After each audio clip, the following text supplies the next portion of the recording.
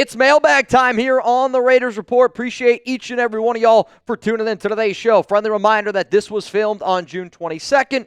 So if anything has changed from now until then, don't hate me. All the questions that you're going to see are from our loyal subscribers. And if you're watching a mailbag in the middle of June, I salute you. You're a real one. Let's go to Young Money. Let's trade Wilkins and a first-round pick for Terry McLaurin. I'm going to be honest with you, Young Money. That's a terrible idea. You don't even have to really give up a first-round pick, and I say that now because I'm making a video on June 26th. I have already recorded a Terry McLaurin video. You can go check it out. It'll be on the channel, I believe, on Friday, so please go check that one out. But trading away Christian Wilkins and a first-round pick for Terry McLaurin is a really bad idea. Let's go to John Rodriguez. Mitch, I hope that the Raiders protected themselves from Wilkins' contract, no play, no pay. Unfortunately, they did the exact opposite of that. When you give somebody like Wilkins the amount of guaranteed money that he's gotten, and they've already restructured his contract once, Christian Wilkins is a Raider. And I think the sooner people realize that you're not going to be able to trade him because people are going to trade for an injured player, and you literally cannot cut him this season, and you can't cut him next year, because why would you cut a player? Like, you're either going to pay Christian Wilkins to be on your team, or you're going to pay Christian Wilkins to cut him. Wilkins is going to be a part of this regime, guaranteed. This season, next season, 2027 is when there's at least a possibility that it could be dealt, or a possibility that it could be cut. But he's got a salary cap of $33 million, and if he's not playing, nobody's going to trade for $33 million defensive tackle. Let's go to El Hernandez. I'm saying we are over 10 wins. Y'all agree. Let's go Raiders. El, I love the optimism. To me, if Wilkins can prove that he's able to tough it out with the foot injury, and he's able to show that he's a good player, Tyree Wilson takes the next step, Malcolm Kuntz plays the way that I'm hoping Malcolm does, Maxx Crosby takes another step of being one of the best players in the NFL, Genty's the back that we think he is, Geno goes out there and does his thing. I don't think 10 wins is that crazy of an idea, right? I mean, Geno won 10 games last season with the Seattle Seahawks. The Raiders are a playoff caliber team. I have them down for 9 wins. So obviously, we're not all that much different. Let's go to Roche again. What up, dude? Why do you think they're waiting so long to extend Myers and Miller? I think they're waiting because I don't know if the urgency is there, and not because they don't value Jacoby and not because they don't value Colton. They value both of those players, but Jacoby was showing up for non-mandatory things.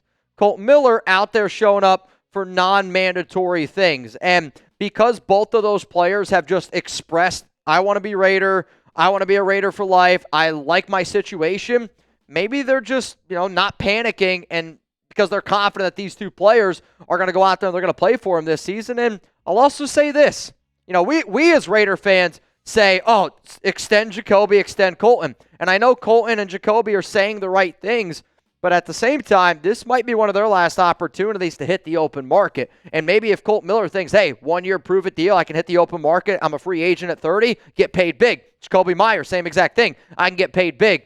And for two guys that haven't done a lot of winning the past few seasons, that could be another reason. But I think ultimately the Raiders will get 2 extensions done before week 1 of the regular season. Let's go to DC Lover 99, Von Miller and Max do the summit together.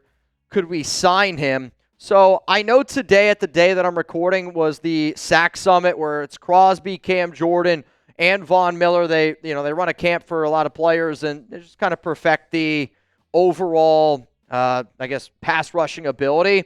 But here's what I'll say, and I would love to be able to do this, and I don't know how often it has happened, but I feel like every single year at around this time, I'll get a question because Max and Vaughn have done the sack summit together of, hey, Mitch, could the Raiders bring in Von Miller? I'll tell you this, and shout out to Chugs for finding this real quick. 6 sacks last season in 13 games, 8 sacks in 2022. 2021 played on a few different teams, and all I'm going to say is this.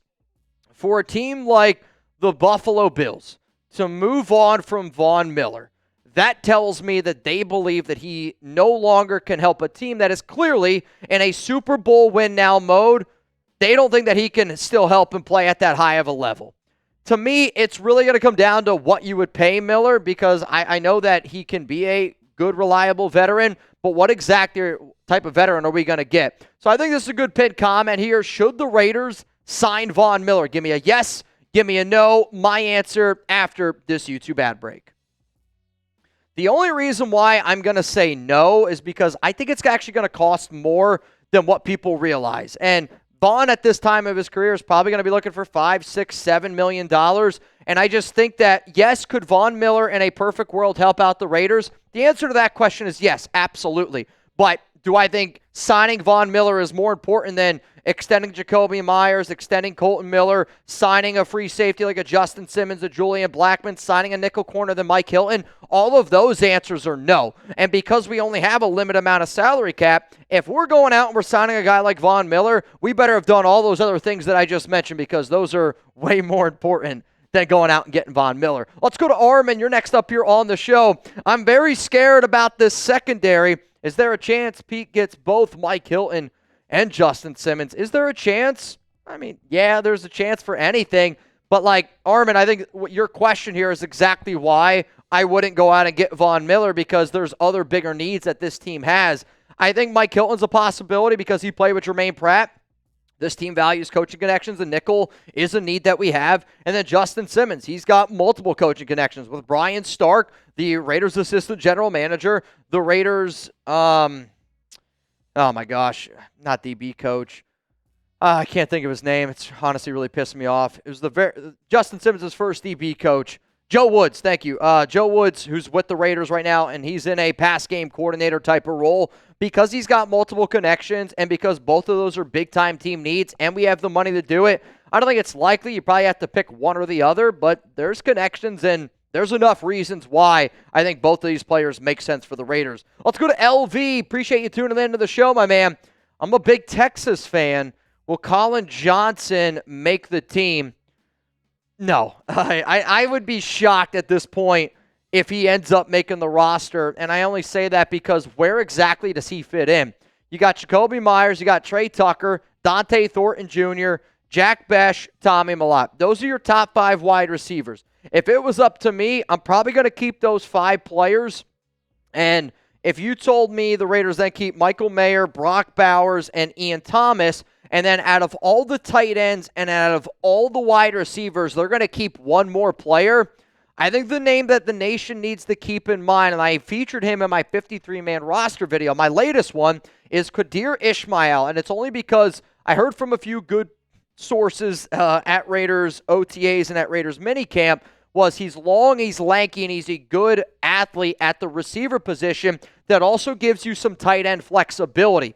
Colin Johnson doesn't really give you any tight end flexibility. He's just too small. Now, yeah, Qadir's not 6'6" like Johnson is, but he's still long, lanky, and he's a good athlete. So I think if they end up keeping another player outside of the 3 main tight ends and out of the 5 main wide receivers, Qadir Ishmael is the name that I'm going to throw out there to keep in mind. If you're looking for more Raiders Report mailbags, hey, subscribe, turn on those notifications, and make sure you pull up for our live shows. I typically record my mailbags when I go live on Thursday at 4 p.m. Eastern Time, 1 p.m. Pacific. Let's go to my dude from Germany. What up, Steven? What is realistic? Wilkins play this season or extend the Myers and Miller contracts?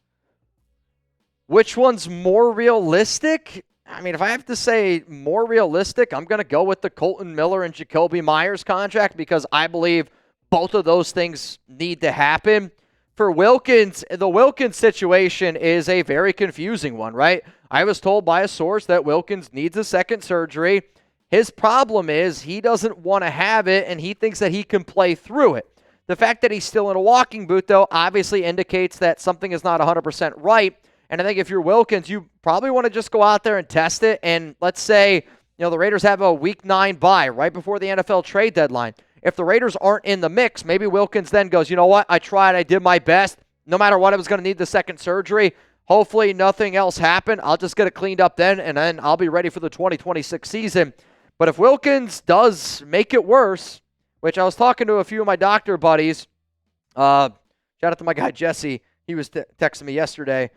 He was like, I don't know if he can make it worse, but him wearing a boot indicates to me that there is something a lot more than what we know. And maybe we do, maybe we don't. But all I know is the Raiders medical team wants Christian Wilkins to get another surgery. Wilkins does not want to have one. But for your question, I would say Jacoby and Colton Miller. Also, for those of you that do not know, I am doing a fantasy football league this season. I've had so many people ask me to do them in years past, and I never knew exactly how to do them. So this year, we're going to give an opportunity to the real ones. And the real ones are the people that watch this show June, July, when nothing is going on. If you want to get in for a chance to be in my fantasy football league this year, you can send in a $5 super thanks if you can't join us live, or you can send in a $5 super chat. Every super thanks, every super chat is a one raffle ticket. We're going to announce that winner on June 30th. Let's go to SV Nation.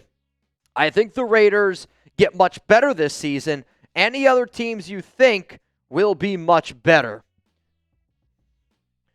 I'll go with Chicago as obviously the first team that pops into my mind, and that's just because I believe in Ben Johnson. I like what they did on their offensive line. I think Caleb Williams in his second season is going to take a step forward, and I think a lot of people maybe aren't. I don't think that that's that crazy of a statement to make ultimately. I do think another team, though, that we could see just in terms of just being a little bit better of a football team, I do honestly wonder if the Tennessee Titans could surprise some people, and I only say that because that defense is actually a good defense. I like what they did, and Cam Ward is going to be a better quarterback than what they have. I don't expect Tennessee to take the leap like the Washington Commanders did, but you know what? If Cam Ward goes out there and does his thing, could they win 8 games? And I think if you asked a lot of Titans fans right now, could they win 8 games? Seems like a lot of games. Not enough to win that division, but I'll throw out the Tennessee Titans as a random other team that might be better than what people give them credit for. Let's go to Raider Nation for Life XX. I drafted Mostert in a PPR league. How many catches will he have this season? I think that Mostert's going to be a player that burns a lot of people in fantasy football, and I only say that because of what Pete Carroll said, where he was like, we're going to go with a running back by committee approach, and he also, though, said, like, we're going to go with the hot hand. If Raheem Mostert's got a hotter hand than Ashton Genty, that's going to be a big red flag. For the sake of your question here, I'm going to go with somewhere around like 23, 24, 25 catches this season because I do think he's going to get some third down work, and I know he's got ties to Chip Kelly, but like historically, Mostert hasn't been a big PPR monster. Like I was just looking at his stats the other day. 31 catches is his career high. 25 catches. I mean, he's only gone over, I want to say 20 catches maybe 3 times in his entire career, and 31 was his absolute max. I believe he had 25 catches the year he rushed for 18-something touchdowns. So I know Pete Carroll's comments, but I really do think that you're going to see Ashton Genty truly be that bell cow back, and guys like Mostert are going to pop in when Genty needs a breather. He'll get his opportunities, but I'll go with 23, 24, let's say 25 catches for Raheem Mostert this upcoming season. So you know what? Way down below for everybody that's tuned in right now, from Hell Raider, Jake Serb, Rebel Montana, I see you guys watching the live show. Please go down below. Let me know. How many catches will Raheem Mostert have this upcoming season? Bonus points if you also want to tell me how many yards.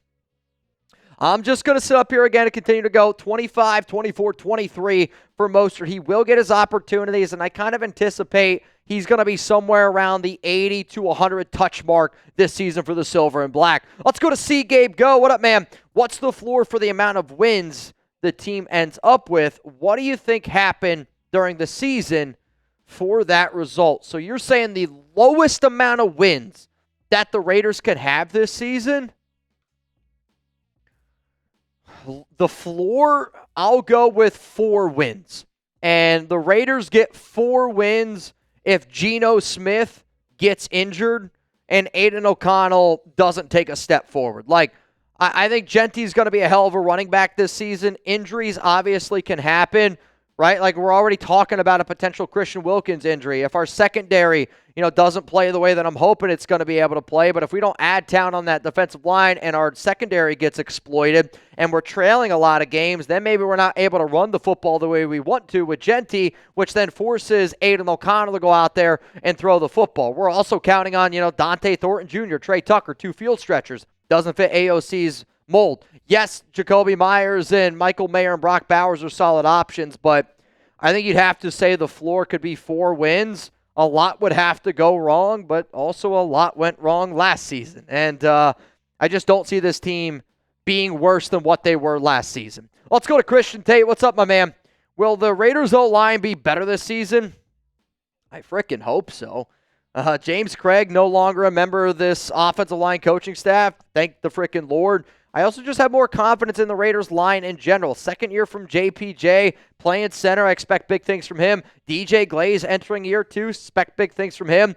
Colt Miller from week 6 to 18 last season was one of the better offensive linemen, 13th best in the NFL according to PFF. Expect a better thing from him. Dylan Parham back at left guard next to JPJ. Miller, when you think about then also the depth, Alex Kappa, you can say what you want, but I think he was at least a good depth piece. Caleb Rogers, Charles Grant, Jordan Meredith. We have legit 8 to 9 offensive linemen that I would believe in, depending on where you put them. So, yes, I do think that this Raiders offensive line is better. If I was unable to get to your question, you can always hit me up on Instagram and on Twitter. I am at Mitchell Renz 365, and I try to put out as much content as humanly possible. I've also been putting out a lot more, we'll call them short-form content if you can't join our live shows. But, hey, you want to see a 60-second clip of something from the show, you can always follow me. Again, social media, at Mitchell Renz 365.